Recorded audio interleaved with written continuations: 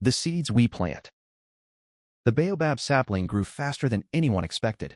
Marcus Webb, now the Foundation's executive director, kept a weekly log of its progress, photographs, measurements, even a small weather station to track the conditions that made it thrive. He joked that he was treating it like a patient, but the truth was more profound. The tree was a living monument, a symbol of resilience that connected Ohio to West Africa, the present to the past, the living to the dead. Ellie had planted gardens, but this tree was different. It was not a memorial. It was a declaration. It said, "We are here. We are still growing. We will not be uprooted again." Marcus made sure that every visitor to Celine's garden knew the story of the baobab, how it could live for 1,000 years, how its roots were as deep as its branches were wide, how it stored water in its trunk to survive the harshest droughts. "That's us," he would tell school groups and tourists alike. "That's what we've learned to do. Store hope. Wait for rain. Keep growing." The Foundation's reach continued to expand. The global genealogy database, which they had named the Middle Passage Project, was now live in 12 languages, with over 2 million registered users. It was not just a tool for finding names and dates, it was a social network, a digital hearth where descendants could share stories, upload photographs, and connect with cousins they never knew existed. Marcus had hired a team of anthropologists, linguists, and software engineers to refine the algorithms, ensuring that the platform respected cultural nuances and protected the privacy of living relatives. It was a delicate balance, but they managed it with grace. The project won awards, attracted funding from major philanthropies, and was featured on the cover of a prestigious academic journal. Marcus received invitations to speak at the United Nations, at the Smithsonian, at universities across the globe. He accepted each one with humility, always beginning his talks with a simple phrase: "I am standing on the shoulders of a woman who taught me that history is not a list of dates. It is a river, and we are all in it together." But growth brought challenges. The Foundation's success attracted scrutiny, some of it welcome, some of it not. A conservative news outlet ran a segment accusing the project of revisionist history, claiming that it exaggerated the scale of the domestic slave trade and stoked racial division. The segment went viral, and Marcus found himself fielding angry emails and even a few veiled threats. He handled it with remarkable composure, releasing a carefully worded statement that reiterated the Foundation's commitment to rigorous scholarship and transparency. He invited the outlet's producers to visit Celine's garden, to walk through the grove, to see the archives and the oral histories for themselves. They declined, but the invitation itself served as a powerful rebuttal. Marcus understood something that Ellie had always known. You could not fight ignorance with anger. You had to fight it with evidence, with patience, with the unshakable confidence that the truth would ultimately stand on its own. Amara, the young woman who had organized the first homecoming, had become the Foundation's director of community engagement. She was a natural connector, with an infectious laugh and a gift for making even the shyest visitors feel welcome. She launched a mentorship program that paired elderly descendants with teenagers, ensuring that the oral histories would not die with the elders. She also created a traveling exhibit, a mobile museum that visited schools, churches, and community centers in underserved areas, bringing the Foundation's work directly to people who might never set foot in Celine's garden. The exhibit was a repurposed shipping container, painted with vibrant murals, filled with interactive displays, touchscreens, and audio recordings of the lullaby. It was a hit. Within its first year, it had reached over 50,000 people across 10 states. Amara often said that Ellie would have loved it, not because it was flashy, but because it was accessible. Ellie always said that history belonged to everyone, Amara would tell her staff. Not just the scholars, not just the wealthy, everyone. The baobab tree, meanwhile, had become a pilgrimage site. Visitors would leave offerings at its base: stones, feathers, written prayers on scraps of paper. Some came to honor ancestors, others came to seek guidance. Still others came simply to sit in its shade and feel the weight of time lift from their shoulders. Marcus documented these rituals, not as an anthropologist, but as a participant. He, too, left offerings: a small brass key he had commissioned from a local blacksmith, a replica of the one Ellie had buried beneath the roots. He didn't know why he did it. It felt right. It felt like a conversation with someone who was no longer there, but who was also everywhere. He would stand beneath the branches, close his eyes, and hum the lullaby, not with the perfection of a trained musician, but with the sincerity of a man who had learned that imperfect singing was still a form of prayer. The Foundation's board of directors grew, too, bringing in fresh perspectives and new energy. There was Dr. Patricia Okonkwo, a Nigerian-British historian who specialized in pre-colonial African kingdoms. There was James Chin, a data scientist who had built similar genealogy platforms for Asian diasporas. There was Sister Maria Guadalupe, a Catholic nun who had worked with refugee communities and understood the spiritual dimension of displacement. They were diverse in every conceivable way: race, age, religion, expertise. But they shared a core belief: that memory was a form of justice, and that justice required both rigor and compassion. They argued, debated, and sometimes clashed, but they always found common ground in the mission. Marcus led them with a light touch, knowing that the Foundation's strength lay in its collective wisdom, not in any single vision. Ellie's legacy was everywhere, though she had been gone for years. Her portrait hung in the lobby, painted by a local artist who had captured her quiet smile and the glint of the ring on her finger. Her memoir was still in print, still finding new readers, still generating letters that Marcus would read aloud at staff meetings. Her voice, recorded during a long interview in her final years, was played at the opening of every new exhibit, a gentle reminder of where it all began. "You were the ones she sang for," she said in the recording. "Now it's your turn to hold on for the ones who come after you." The staff knew those words by heart, but they never tired of hearing them. They were a compass, a touchstone, a North Star that kept them oriented when the work grew overwhelming. But Marcus knew that the Foundation could not live on memory alone. It needed to evolve, to adapt to a changing world. The political climate had grown more polarized, with debates about critical race theory and the teaching of American history reaching a fever pitch. Some states had passed laws restricting what schools could teach about slavery and its legacies. Marcus saw these developments not as obstacles, but as opportunities, chances to demonstrate that honest history was not divisive, but unifying. He developed a new curriculum, aligned with national standards but unflinching in its honesty, and made it available for free to any school that wanted it. He also launched a podcast, The Bones We Carry, which told the stories of individual descendants in their own words, weaving their narratives into a larger tapestry of resilience and resistance. The podcast gained a loyal following, and Marcus received messages from listeners who said it had changed their understanding of American history. One evening, after a particularly long board meeting, Marcus walked out to the garden and sat beneath the baobab. The moon was half full, casting silver light through the leaves, and the night air was cool and still. He pulled out his phone and scrolled through old photographs. Ellie at the first homecoming. Ellie with Frank on their wedding day. Ellie in her wheelchair at the garden's opening ceremony. He stopped at a picture of her holding the brass key, the one she had buried beneath these very roots. He smiled, a little sadly, and tucked his phone away. "I hope I'm doing this right," he whispered to the tree, to the moon, to whatever might be listening. "I hope I'm making you proud." The wind rustled the leaves, and for just a moment, he thought he heard something. Not a word, not a voice, but a feeling, a warmth, a reassurance. He stood up, brushed the dirt from his pants, and walked back toward the main building. There was work to do. There was always work to do. But tonight, he felt lighter, the unraveling thread. The first hint of trouble came in the form of a single email, sent to the Foundation's general inbox on a Tuesday morning. It was brief, almost terse. "I have information about August Blackwood that will change everything you think you know. Meet me at the ruins on Saturday. Come alone." The sender was anonymous, the email address untraceable, and the message was signed only with the letter J.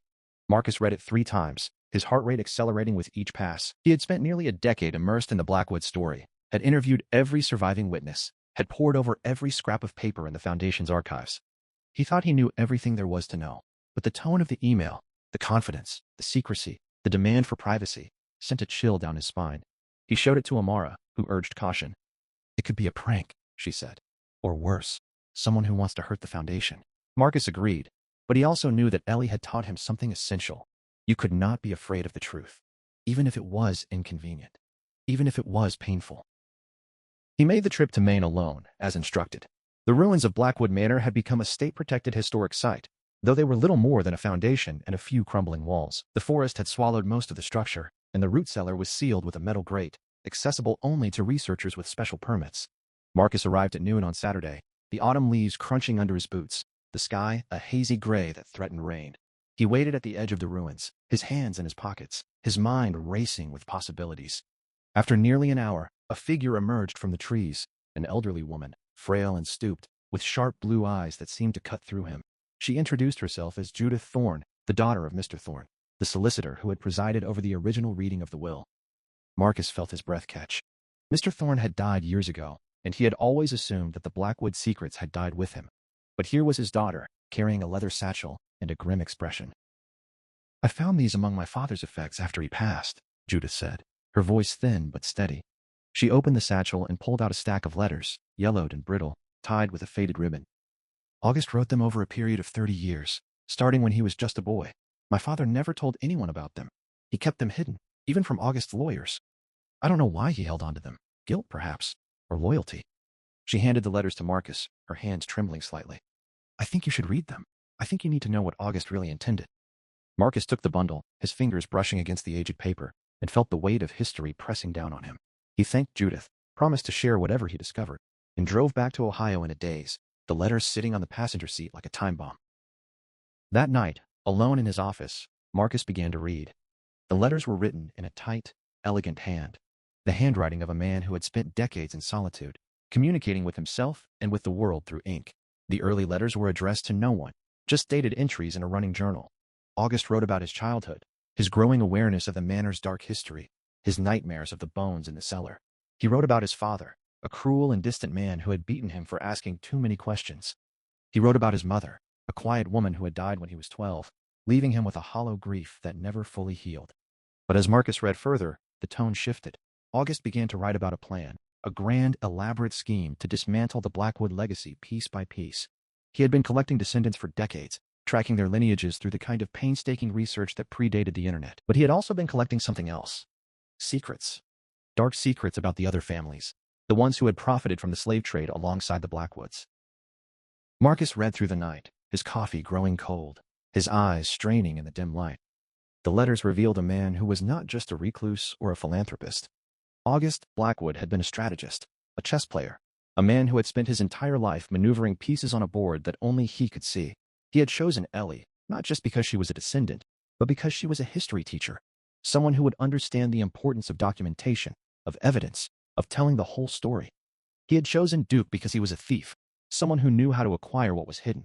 He had chosen Raven because she was a hacker, someone who could access the inaccessible. He had chosen Mrs. Pemberton because she was a folklorist, someone who could decode the songs and rituals that had survived slavery.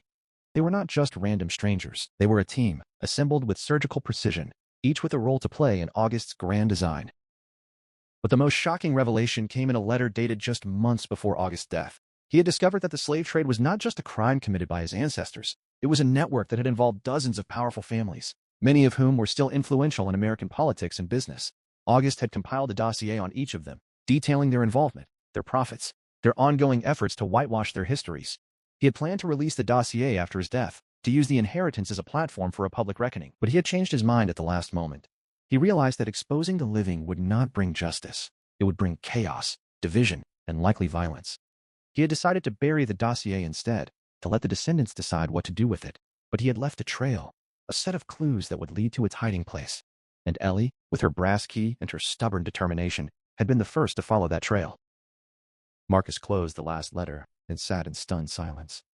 The Foundation's work, he realized, was only half finished. They had given the dead their peace, but they had not yet confronted the living. The dossier was still out there, hidden somewhere, waiting to be found. And August's letters were a map, a cryptic, incomplete map, but a map nonetheless. Marcus felt a familiar surge of adrenaline, the same fire that had driven him to become a historian in the first place. He was not just a custodian of memory. He was a detective, a seeker, a man on the trail of a truth that could reshape the world. He reached for his phone and dialed Amara's number. "We have work to do," he said, his voice barely above a whisper. "More work than we ever imagined."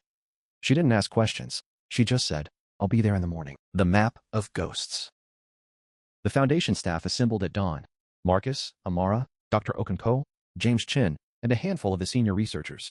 Marcus spread August's letters across the conference table, the yellowed pages illuminated by the harsh overhead lights. He summarized the contents, watching as the shock rippled through the room. Some were angry, some were skeptical, some were simply overwhelmed. But they all understood the magnitude of what they were facing. A dossier of powerful families, a network of complicity that extended into the present day, a secret that had been buried for over a century. "This is not just about history," Marcus said. "This is about justice. But we can't rush into it. We have to be careful. We have to be smart. And we have to find the dossier first." The clues in August's letters were deliberately obscure, riddles wrapped in riddles. He had written about a garden of stone, a river that ran backward, and a door that only opened at midnight.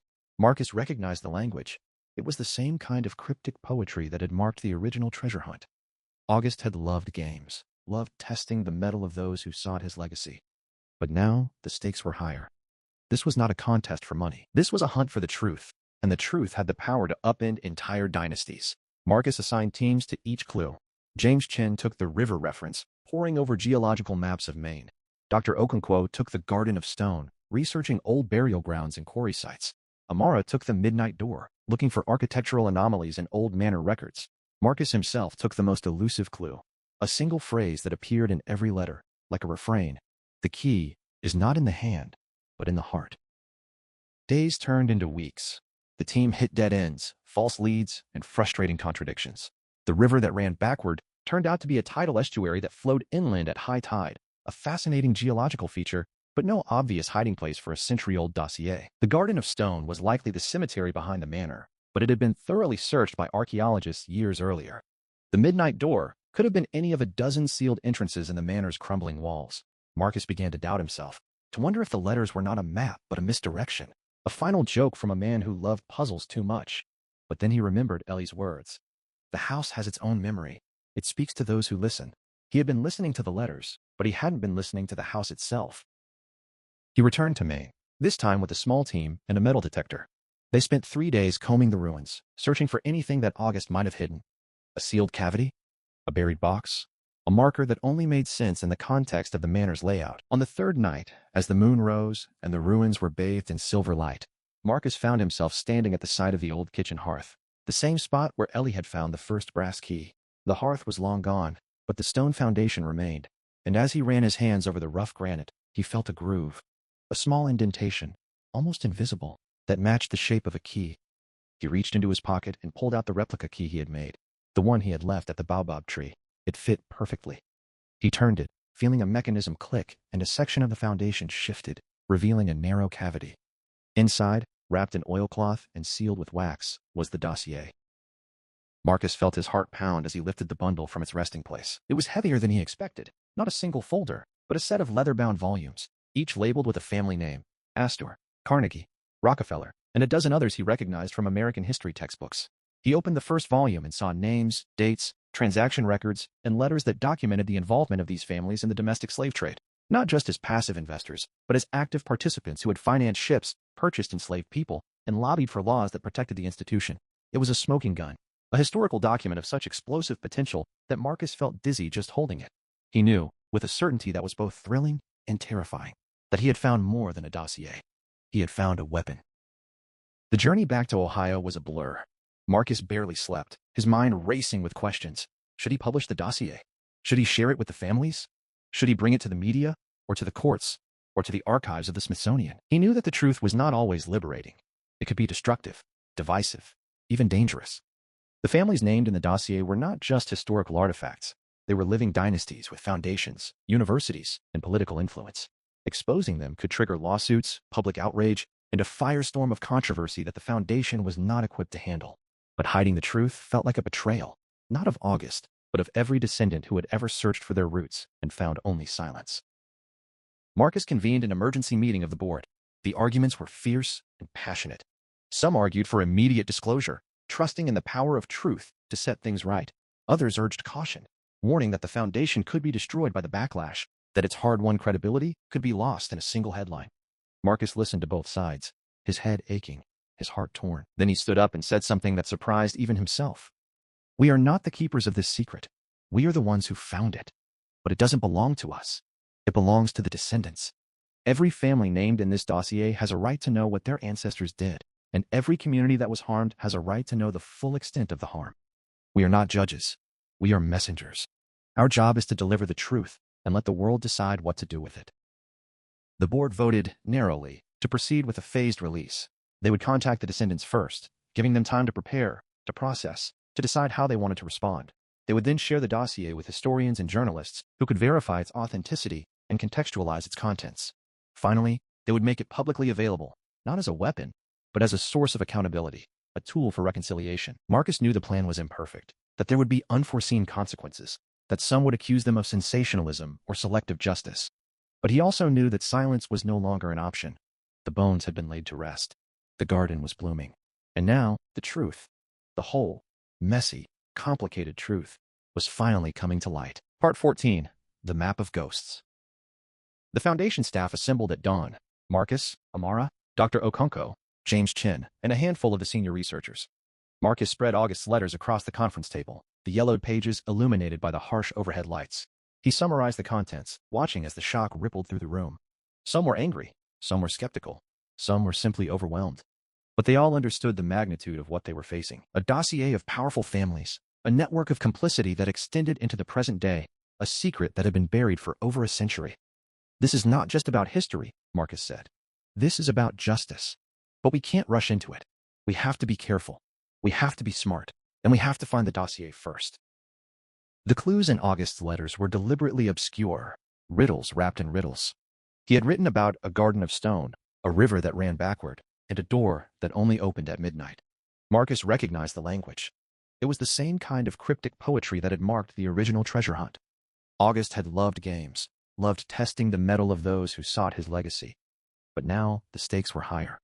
This was not a contest for money. This was a hunt for the truth, and the truth had the power to upend entire dynasties. Marcus assigned teams to each clue. James Chin took the river reference, poring over geological maps of Maine. Dr. Okonkwo took the Garden of Stone, researching old burial grounds and quarry sites. Amara took the midnight door, looking for architectural anomalies in old manor records. Marcus himself took the most elusive clue, a single phrase that appeared in every letter, like a refrain. The key is not in the hand, but in the heart. Days turned into weeks. The team hit dead ends, false leads, and frustrating contradictions. The river that ran backward turned out to be a tidal estuary that flowed inland at high tide, a fascinating geological feature, but no obvious hiding place for a century-old dossier. The Garden of Stone was likely the cemetery behind the manor, but it had been thoroughly searched by archaeologists years earlier. The midnight door could have been any of a dozen sealed entrances in the manor's crumbling walls.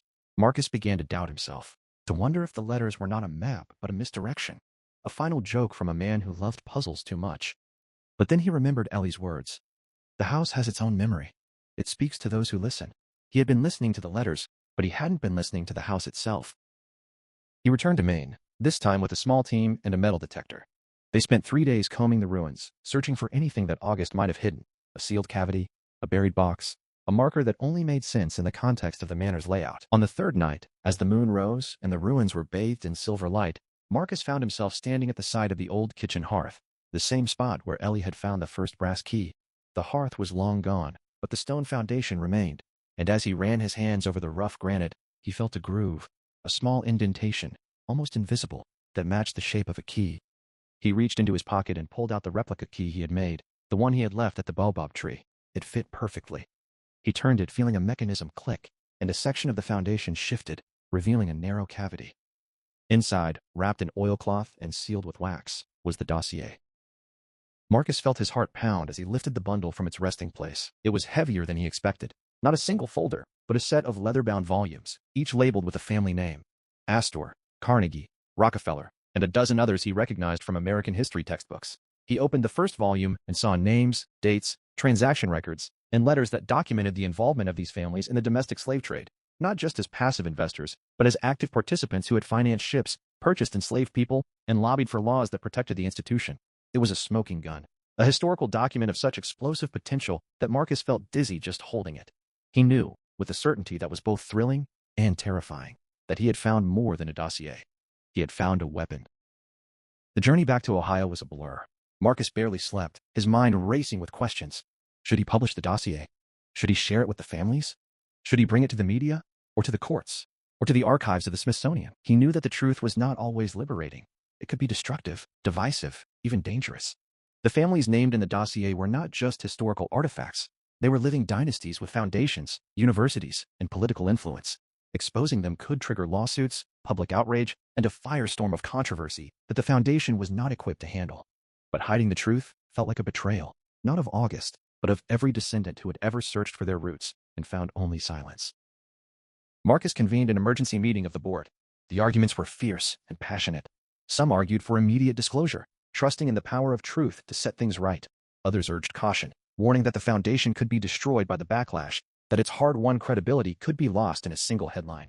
Marcus listened to both sides, his head aching, his heart torn. Then he stood up and said something that surprised even himself. We are not the keepers of this secret. We are the ones who found it. But it doesn't belong to us. It belongs to the descendants. Every family named in this dossier has a right to know what their ancestors did. And every community that was harmed has a right to know the full extent of the harm. We are not judges. We are messengers. Our job is to deliver the truth and let the world decide what to do with it. The board voted narrowly to proceed with a phased release. They would contact the descendants first, giving them time to prepare, to process, to decide how they wanted to respond. They would then share the dossier with historians and journalists who could verify its authenticity and contextualize its contents. Finally, they would make it publicly available, not as a weapon, but as a source of accountability, a tool for reconciliation. Marcus knew the plan was imperfect, that there would be unforeseen consequences, that some would accuse them of sensationalism or selective justice. But he also knew that silence was no longer an option. The bones had been laid to rest. The garden was blooming. And now the truth, the whole, messy, complicated truth, was finally coming to light. Part 15. The Weight of Revelation. The first letters went out to the families named in the dossier on a chilly October morning. Marcus had hired a team of mediators, trauma-informed counselors, and legal experts to support the recipients, knowing that the news would be devastating for many. Some families received the information with shock and denial, insisting that the documents must be forged or misinterpreted. Others responded with a quiet, almost dignified acceptance, acknowledging that their ancestors had profited from a system of unimaginable cruelty. A few even expressed gratitude, saying they had long suspected the truth and were relieved to finally know it. Marcus handled each response with care, offering to meet in person, to provide context, to answer questions as best he could. He knew that the dossier was not a judgment. It was an invitation, a chance for these families to grapple with their own histories in a way that had never been possible before. The media caught wind of the story within weeks. The first major outlet to break the news was a well-respected investigative journal, which published a long-form article that carefully documented the dossier's provenance, its contents, and its implications. The article went viral, sparking a national conversation about the legacy of slavery, the intersection of wealth and moral responsibility, and the role of historical reckoning in a divided country. Marcus was interviewed on television, radio, and podcasts, fielding questions with the same patient, measured tone that had served him so well. He was careful not to sensationalize, not to demonize, not to simplify the complexity of the past. He insisted that the dossier was not about vengeance, but about accountability, not about punishing the living, but about understanding the full scope of the harm that had been done. The backlash was inevitable. Conservative commentators accused the foundation of historical activism and guilt-tripping innocent descendants. Some of the named families launched legal challenges, claiming the documents were obtained improperly, though Marcus had meticulous records of the archive's chain of custody. There were threats, both online and offline, and the Foundation's security team was expanded. But there was also an outpouring of support from academics, from civil rights leaders, from ordinary citizens who had never known the extent of their own family's connections to the slave trade. The Foundation's website crashed on the day the article was published, overwhelmed by traffic. The phone lines were jammed with calls from people offering donations, volunteering to help, sharing their own stories of discovery and reckoning. Amara took the lead on community engagement, organizing town halls and listening sessions in cities across the country. She brought together descendants of the enslaved and descendants of slaveholders in the same rooms, not to confront each other, but to talk, to share stories, to ask questions, to find common ground where possible. The sessions were often emotional, sometimes tense, but they were also healing. People left with a better understanding of the past and a more nuanced view of the present. Amara began to see a pattern. Those who were most resistant to the truth were often those who had the most to lose, but those who were most open were often those who had already done their own work of reckoning. The sessions were not a solution, but they were a start, a beginning of a conversation that would take years, perhaps decades, to fully unfold. Dr. Okonkwo focused on the academic dimension, collaborating with universities to develop new curricula that incorporated the dossier's findings. She argued that the slave trade should not be treated as a discrete historical event, but as a foundational institution that had shaped every aspect of American society, its economy, its politics, its culture, its very sense of self. She published a series of papers that traced the flow of capital from the slave trade into the Industrial Revolution, showing how the fortunes of the great dynasties were built on the backs of the enslaved. Her work was controversial but rigorous, earning both praise and criticism. She often said that she didn't care about praise. She cared about truth, and she believed that truth, even when uncomfortable, was the bedrock of a just society. James Chen, meanwhile, had been working on a new feature for the Middle Passage Project, a visualization tool that would allow users to see the connections between their family trees and the historical networks documented in the dossier. It was a powerful, unsettling experience for many users to see a direct line between their ancestors' wealth and the suffering of others. But it was also an opportunity for reflection, a chance to ask, what does this mean for me today? How do I carry this knowledge? How do I use it for good? James received thousands of messages from users who said the tool had changed their understanding of their own identities, their own privileges, their own responsibilities. He was humbled by their responses, and he knew that he had done something meaningful. Marcus watched all of this unfold with a mixture of pride and anxiety. The Foundation had stepped into a minefield, and he knew that the explosions were far from over. But he also knew that they had done the right thing. The dossier was not a weapon. It was a mirror. And in that mirror, America was finally forced to look at its own reflection, in all its complexity and contradiction. Marcus often thought of Ellie in those days, wondering what she would have said. He imagined her sitting on her porch, sipping sweet tea, watching the fireflies blink in the twilight. He imagined her voice, calm and steady, saying, "Truth is not always comfortable, but it is always necessary. You did good. Now keep going." And he would take a breath, and he would keep going. Part 16. The Gardens We Tend. The years that followed were a period of profound transformation, not just for the foundation, but for the nation. The dossier had opened a door that could not be closed, and the conversation it sparked rippled through every corner of American life. Universities re-examined their endowments, some divesting from investments linked to historical slave labor. Museums rethought their exhibits, incorporating the dossier's findings into their narratives of American history. Even some corporations, those with deep roots in the pre-Civil War South, issued public statements of acknowledgement, pledging resources to community reinvestment and educational initiatives. Marcus was careful not to claim credit for any of this. He knew that the dossier was a catalyst, but the real work was being done by countless individuals and organizations who had been fighting for justice long before August Blackwood ever wrote a word. The foundation itself grew in ways that Marcus had never anticipated. The dossier had not only expanded their research capabilities, it had also deepened their sense of purpose. They were no longer just a genealogy project. They were a center for historical accountability, a resource for communities seeking to understand and address the legacies of slavery. They launched new initiatives, a legal aid program for families seeking restitution, an educational fellowship for young historians of color, a public art project that commissioned murals and installations in cities across the country. The foundation's budget swelled, allowing them to hire more staff, open satellite offices, and collaborate with partners on 5 continents. Marcus often felt like he was running a small university, not a nonprofit, but he embraced the chaos with the same steady determination that had carried him through the early years. Amara's mentorship program had grown into a multi-generational movement. Elderly descendants, many of whom had been hesitant to share their stories, found a new audience in the young people who came to listen. The teenagers, in turn, brought their own perspectives, their digital fluency, their social media savvy, their impatience with the slow pace of change. Together, they created a living archive that was constantly evolving, constantly being reinterpreted by each new generation. Amara often said that the foundation was not a museum, it was a garden. And gardens, she reminded everyone, required constant tending, weeding, watering, planting, pruning. The work was never finished, and that was precisely the point. Dr. Okonkwo's research had made her a public intellectual, a regular commentator on historical issues in the media. She used her platform to challenge simplistic narratives, to insist on complexity, to remind her audiences that history was not a morality play with clear heroes and villains. She argued that the point of historical reckoning was not to assign blame, but to understand causality, to see how the past shaped the present, and to use that understanding to build a better future. She was often invited to speak at institutions named after the very families in the dossier, and she accepted each invitation with grace, using it as an opportunity for dialogue rather than confrontation. She believed, with an almost religious conviction, that conversation was the only path to transformation. James Chen's data visualization tool had become a global phenomenon, adapted for use in other contexts, in South Africa, in Brazil, in the Caribbean, in communities grappling with their own histories of exploitation and resistance. He was invited to speak at tech conferences, but he always redirected the conversation away from the technology and toward the people it served.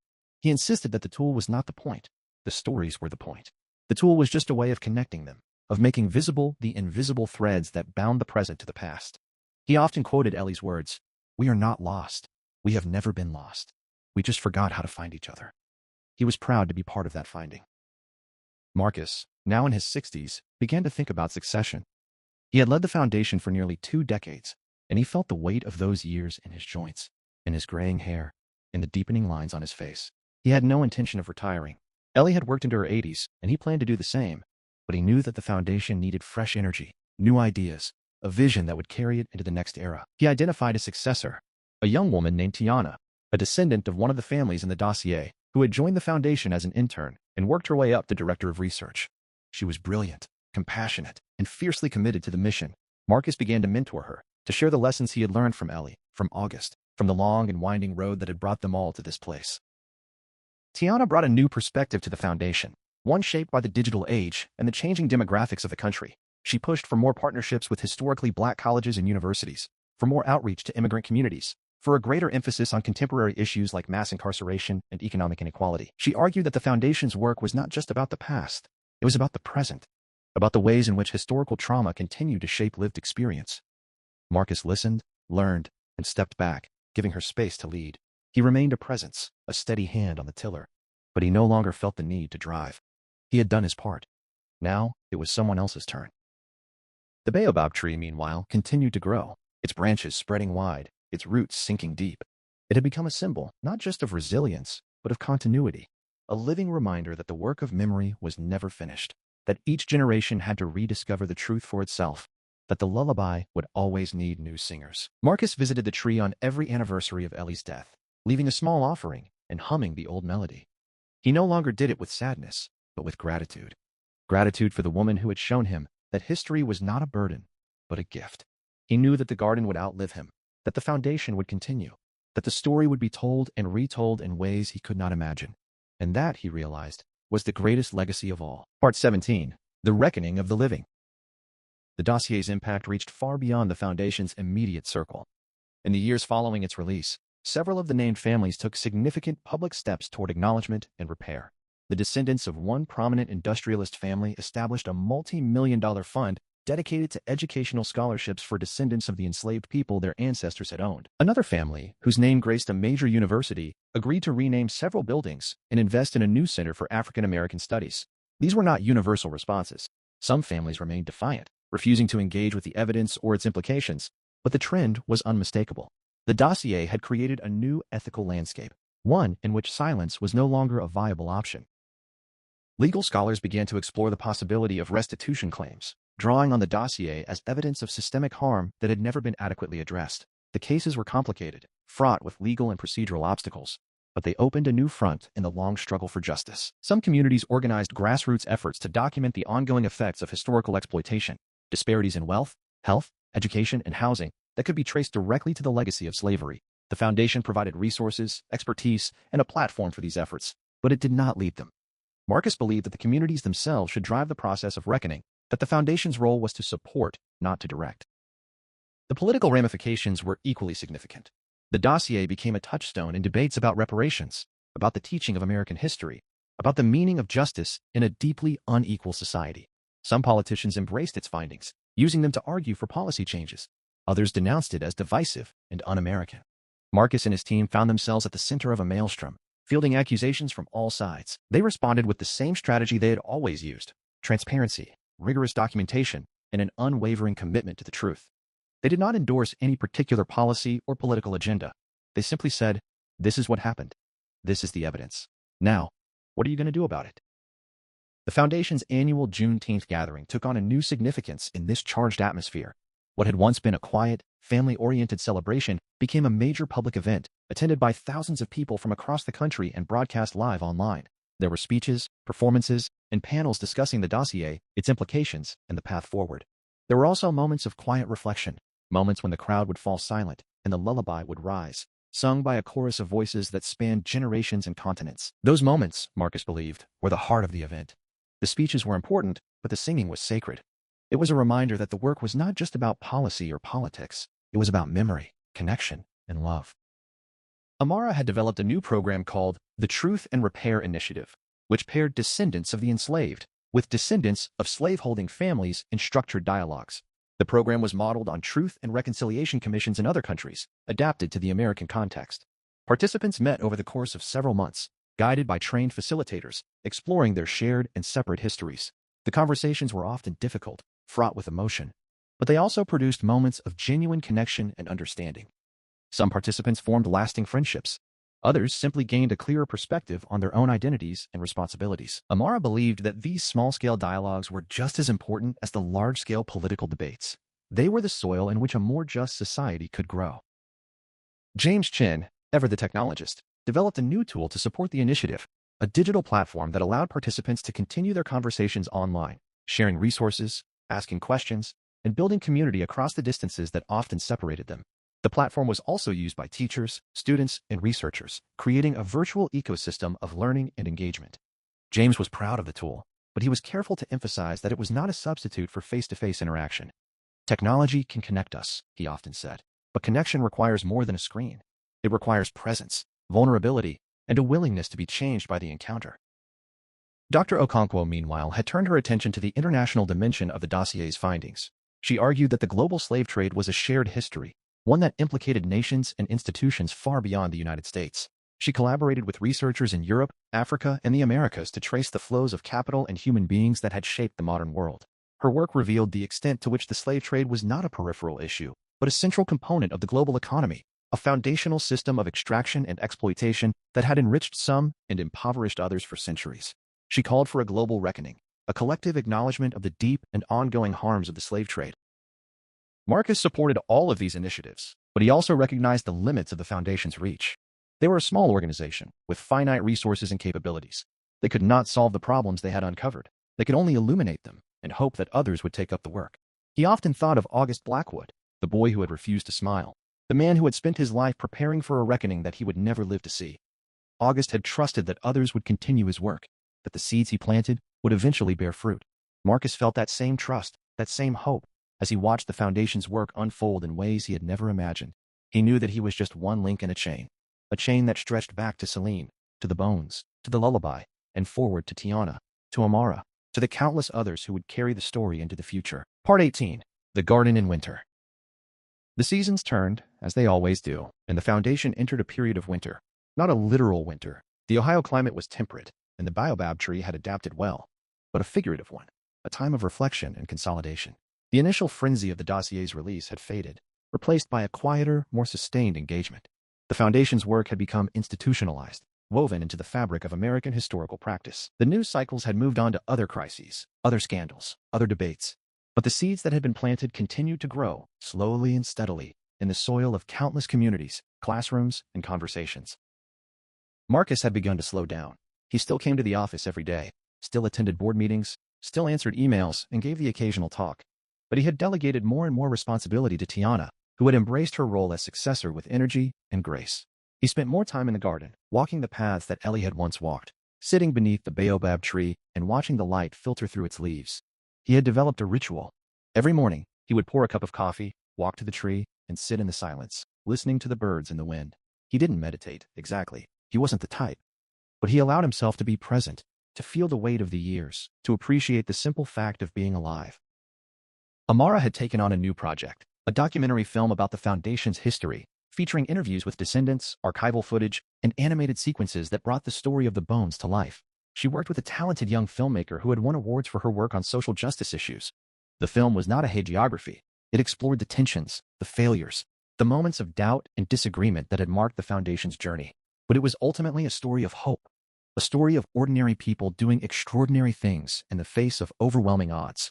Amara premiered the film at the annual Juneteenth gathering, and it received a standing ovation. The following year, it was picked up by a major streaming service, reaching an audience of millions.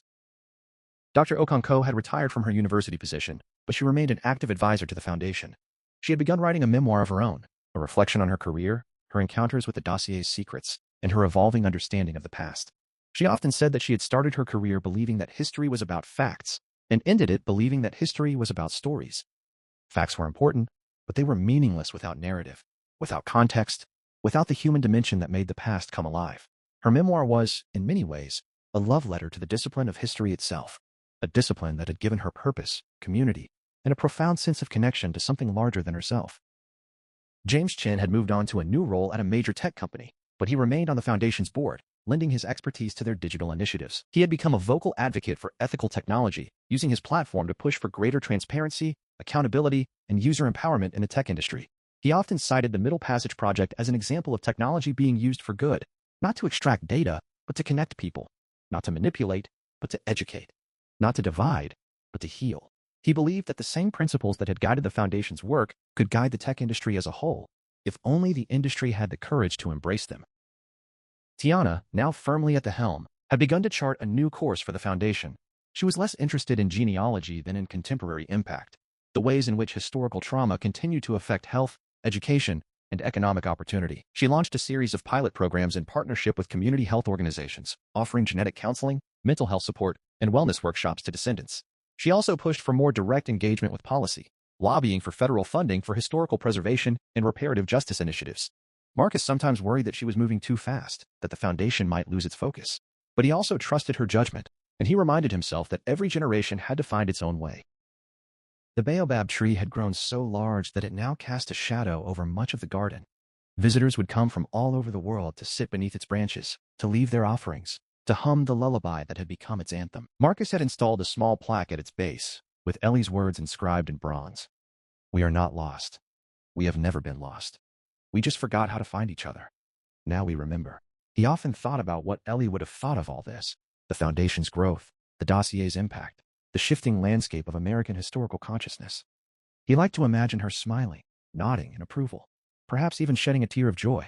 He knew that she had never wanted to be a hero, never wanted to be the center of attention. She had just wanted to make sure that the story was told, and it had been told. Part 19. The Children of the Lullaby. A new generation had come of age in the shadow of the Foundation's work. They were the children and grandchildren of the descendants, the young people who had grown up singing the lullaby, visiting the garden, and hearing the stories of the bones.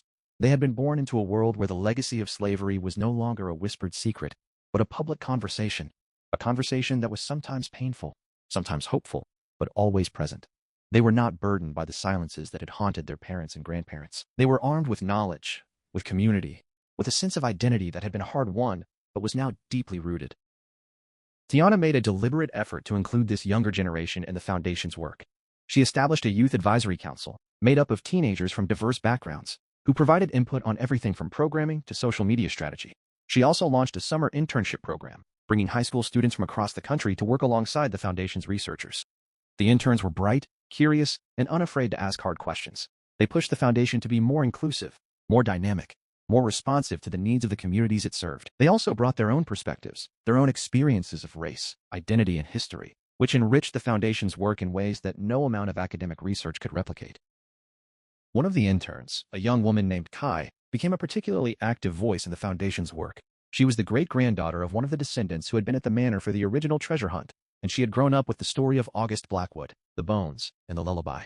She had always known that her family history was something special, but she had never fully understood its significance until she joined the internship. She became obsessed with the lullaby, tracing its variants across different communities, recording new versions, and even composing a contemporary arrangement that blended the old melody with modern harmonies. Her arrangement became a viral sensation, shared widely on social media, and the Foundation embraced it as a new anthem for the younger generation. Kai also became interested in the dossier's implications for contemporary politics.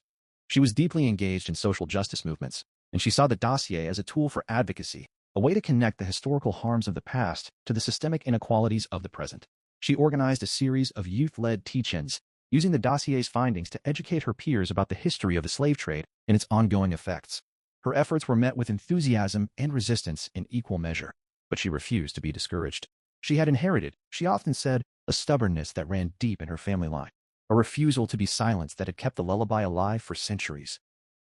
The Youth Advisory Council also pushed for a new focus on digital storytelling. They argued that the Foundation's work needed to reach young people where they were, on platforms like TikTok, Instagram, and YouTube. Tiana was initially skeptical, but she agreed to give them a budget and creative freedom. The results were impressive. Short videos that explained historical concepts in accessible ways, interactive quizzes that allowed users to explore their own family histories, and beautifully produced mini-documentaries that told the stories of individual descendants.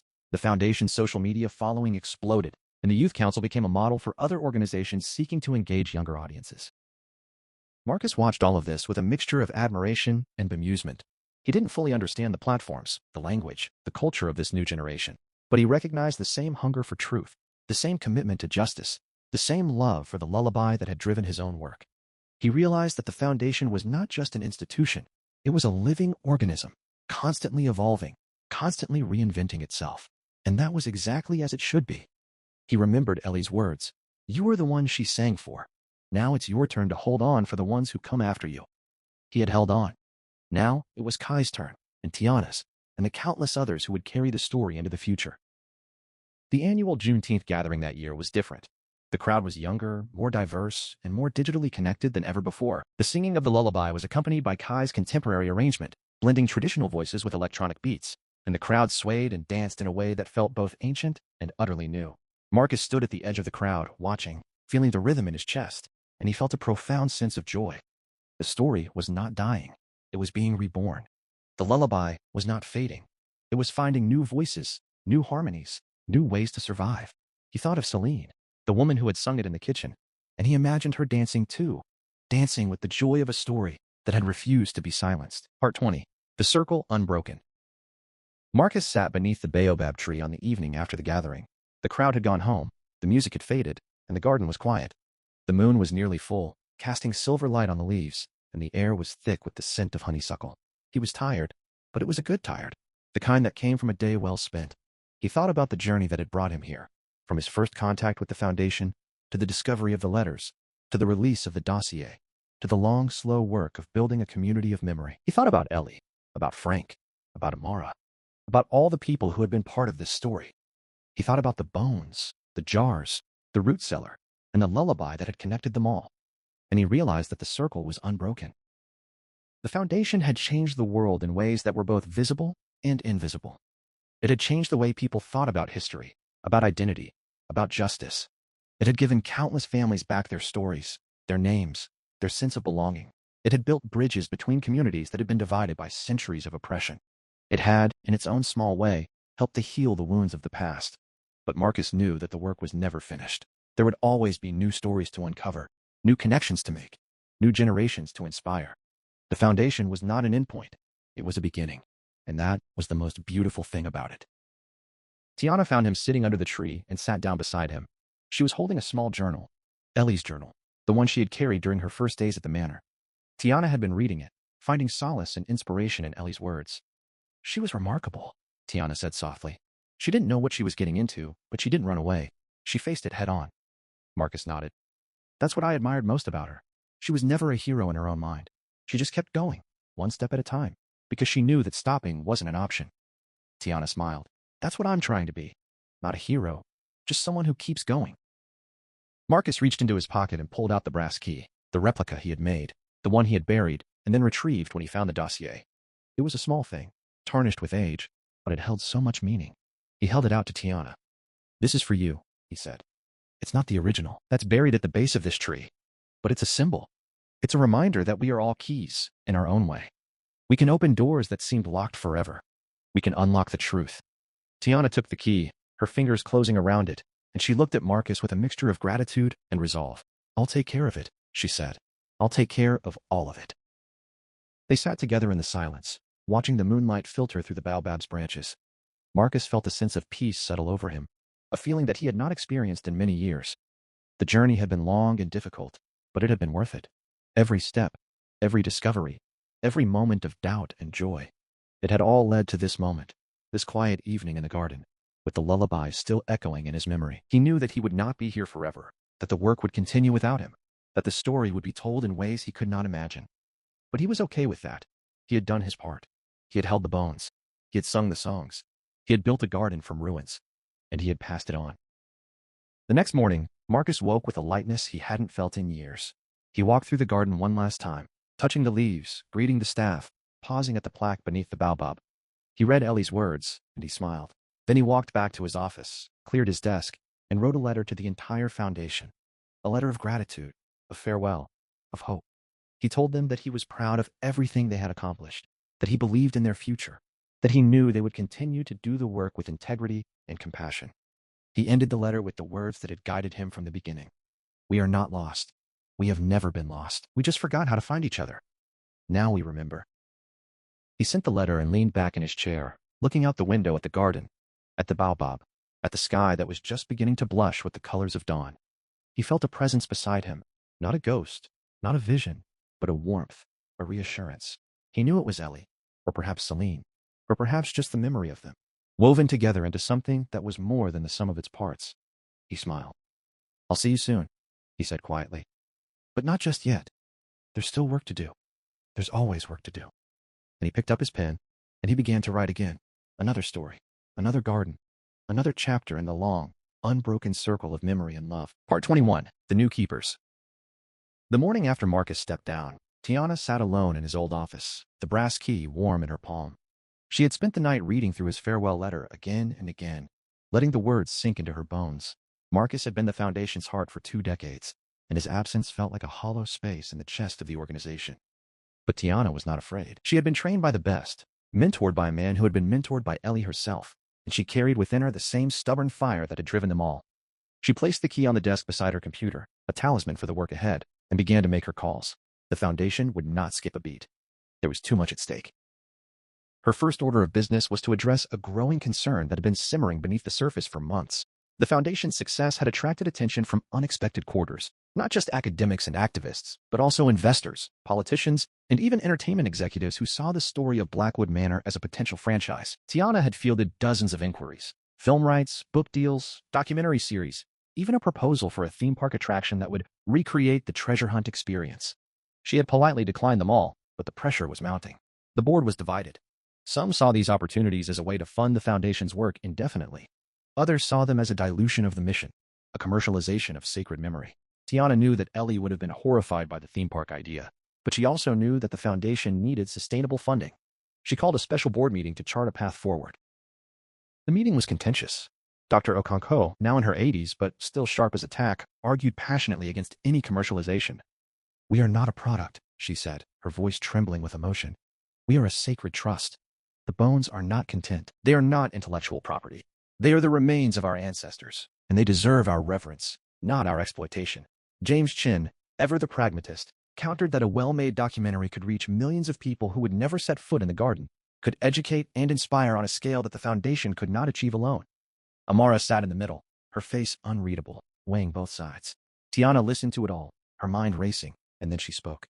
"We will not sell the story," she said firmly, "but we will share it, on our terms. We will produce our own documentary, with our own filmmakers, our own narrative. We will write our own books, create our own curriculum. We will control the message, not because we want power, but because we want truth." The board eventually agreed to Tiana's compromise. They would establish a media division within the foundation, staffed by experienced producers and writers who shared their values. The first project would be a feature-length documentary, directed by Amara's collaborator from the earlier film, that would tell the complete story of Blackwood Manor, from Jeremiah's crimes, to August's penance, to Ellie's journey to the dossier's release. It would be honest, unflinching, and deeply human. Tiana threw herself into the project, working alongside the filmmakers, reviewing every frame, every line of narration, every musical cue. She insisted that the lullaby be at the center of the film, that Celine's voice, recorded and preserved from the Foundation's archives, be heard in the final scene. It was a labor of love, and it consumed her for the better part of a year. The documentary premiered at the annual Juneteenth gathering, screened on a massive outdoor screen in the garden. Thousands of people watched in silence, tears streaming down their faces as the story unfolded. The horror of the slave ships, the cruelty of Jeremiah, the quiet heroism of August, the fierce determination of Ellie, and the long, slow work of healing that had followed. The final scene showed the baobab tree, its branches swaying in the wind, and Celine's voice rose from the speakers, singing the lullaby in a recording that had been painstakingly restored from a wax cylinder found in the manor's ruins. The crowd erupted in applause, not the polite applause of a theater, but the roaring, joyful applause of a community that had seen itself reflected on screen with dignity and truth. Tiana stood at the edge of the crowd, tears in her eyes, and felt that she had done right by everyone who had come before. The documentary was picked up by a major streaming platform and became a global phenomenon. It was translated into 20 languages, watched in over 100 countries, and sparked conversations about slavery and its legacies in places where those conversations had never happened before. Tiana received emails from viewers in Europe and Asia and South America, all of them asking the same question: how can we do this work in our own communities? She responded to each one personally, offering guidance, resources, and encouragement. The foundation had become a global hub, a beacon for anyone seeking to confront the past and build a more just future. It was more than Tiana had ever imagined, and it was only the beginning. Part 22. The Stranger at the Gate. In the autumn of that year, a stranger arrived at Celine's garden. He was a tall, gaunt man in his 60s, with silver hair and eyes that seemed to hold a lifetime of secrets. He gave his name only as Mr. Ashford and asked to speak with Tiana. When she met him in the garden, he handed her a leather-bound journal, its pages yellowed and brittle, bound with a ribbon that had once been red. "I found this in my father's attic," he said, his voice soft and measured.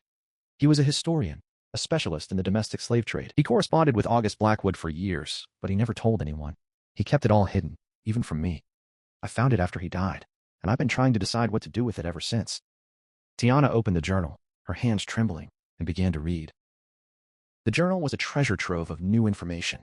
Letters from August that had never been sent, detailed genealogical charts that predated the Foundation's own research, and, most astonishingly, a map that showed the location of a second archive, a sister collection of bones and documents that had been hidden in a separate location, unknown even to Mr. Thorne. August had been even more meticulous than anyone had realized.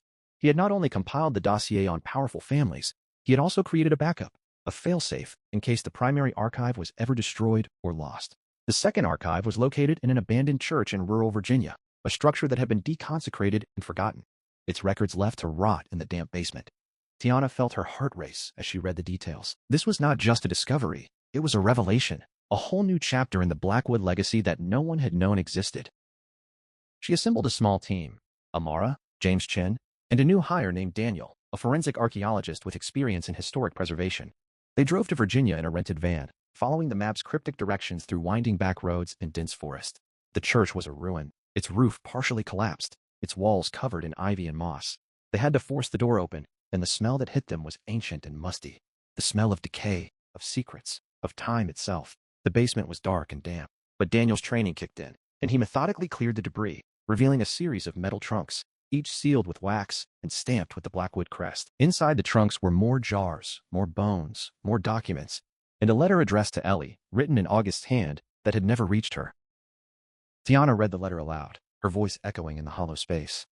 August wrote of his fears, his doubts, his hope that Ellie would find this archive if the first one was ever lost. He wrote of a second group of descendants, a cohort of families he had identified but never contacted, whose ancestors' bones had been scattered in a different part of the country. He wrote of a conspiracy that extended beyond the families in the dossier, a network of complicity that had reached into the highest levels of government, the judiciary, the military. He wrote that he had not included these names in the first dossier because he was afraid of the consequences, afraid for the safety of those who might expose them.